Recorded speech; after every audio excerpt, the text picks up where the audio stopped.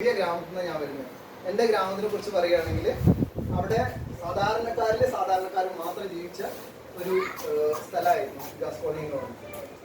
അവിടെ നല്ല സമ്പന്നരായ ആളുകളില്ല, സർക്കാർ ഉദ്യോഗസ്ഥന്മാരില്ല, ഒരു പൈസക്കാരോ ഗൾഫുകാരോ ഒന്നും ഉണ്ടായിരുന്നില്ല.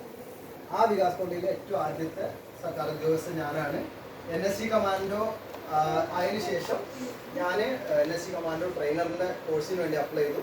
അപ്പോഴും എന്നെ കുറേ പേര് പുറകുന്ന് വലിക്കാണ്ടായിരുന്നു. എന്നോട് പറഞ്ഞു, നീ പോണ്ട, നീ NSC കമാൻഡോ ആയതിൻ്റെ വലിയ കാര്യമാണ്, നീ NSC കമാൻഡോ ട്രെയിനർ ആവണ്ട, അതൊക്കെ ഭയങ്കര ടഫുള്ള കാര്യമാണെന്ന് പറഞ്ഞു. ഞാൻ പറഞ്ഞു 45 ദിവസത്തെ ട്രെയിനിങ് ആണ് അതിനുണ്ടാവുക, ഞാൻ ചെയ്തോളാം എന്ന് പറഞ്ഞു.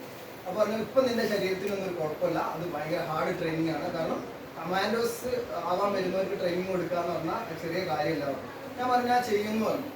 അങ്ങനെ 45 ദിവസം അവർ വല്ലാതെ ടോർച്ചറിൽ നമ്മളെ രാത്രി 1 മണിക്കൊക്കെ കൊണ്ടുപോയിട്ട് ബോട്ടിൽ നിന്ന് വെള്ളത്തിലേക്ക് തള്ളിയിടും.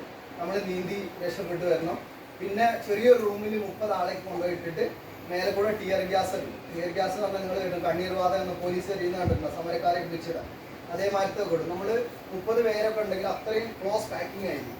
അതിൽ 30 പേരിൽ 1-2 പേരൊക്കെ ബോധം കെടാത്തുണ്ടാവുള്ളൂ, ബാക്കി എല്ലാവരും വീടും.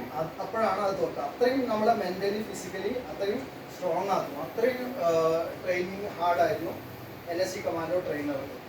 ഞാൻ ചെയ്തു. 45 ദിവസം കംപ്ലീറ്റ് ആയി. ആ ഒരു ബാച്ചിൽ 30 പേരിൽ ആകെ 4 പേരാണ് സെലക്ഷൻ ആയത്. അതിലും ഞാനുണ്ടായിരുന്നു. അങ്ങനെ ഞാൻ NSC കമാൻഡോ ആയി.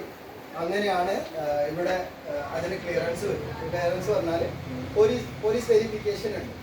അതായത് NSC കമാൻഡോ ആയി, കമാൻഡോ ട്രെയിനറായി.